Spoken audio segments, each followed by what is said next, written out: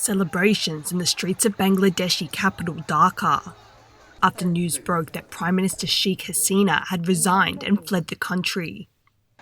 After weeks of anti-government protests demanding she step down after more than a decade in power, Hasina's helicopter was spotted leaving the capital, heading towards neighbouring India where she's expected to seek safe passage.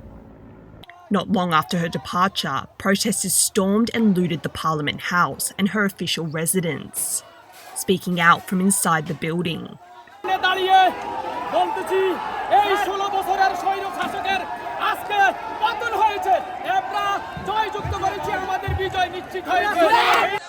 Countrywide protests began last month as a peaceful student movement against a quota system for government jobs, which effectively reserved a majority of the lucrative roles for people with connections to the Prime Minister's party.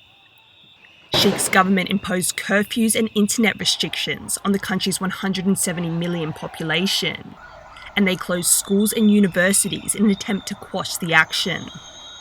The Supreme Court overturned most of those job quotas, but after the government ordered a harsh police and military crackdown that saw thousands of protesters arrested and more than 300 killed, the demonstrations quickly transformed into an anti-government movement.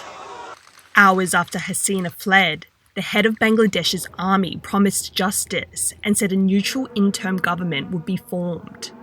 আপনারা সেনাবাহিনীর প্রতি আস্থা রাখেন, সশস্ত্র বাহিনীর প্রতি আস্থা রাখেন। আমি সমস্ত দায়িত্ব নিচ্ছি। আপনাদের জানমাল এবং আপনাদেরকে আমি কথা দিচ্ছি যে আপনারা আশাহত হবেন না।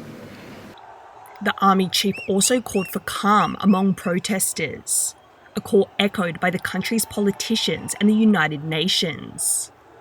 But violence on the streets is continuing, with some police stations being set alight. Human rights activists are calling the upheaval a win for the people, but say a non-partisan investigation is needed to prosecute those responsible for the violence. We know that the supporters of the Awami League, of Sheikh Hasina's Awami League, had attacked protesters.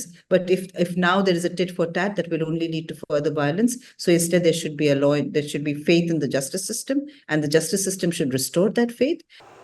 But with trust in the government broken, many Bangladeshis are expecting the country's next leadership to rebuild independent institutions and restore human rights protections.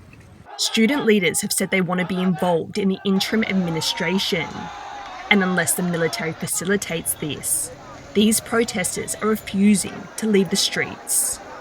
Ryan Wu and Rosie Grenenger for TaiwanPlus.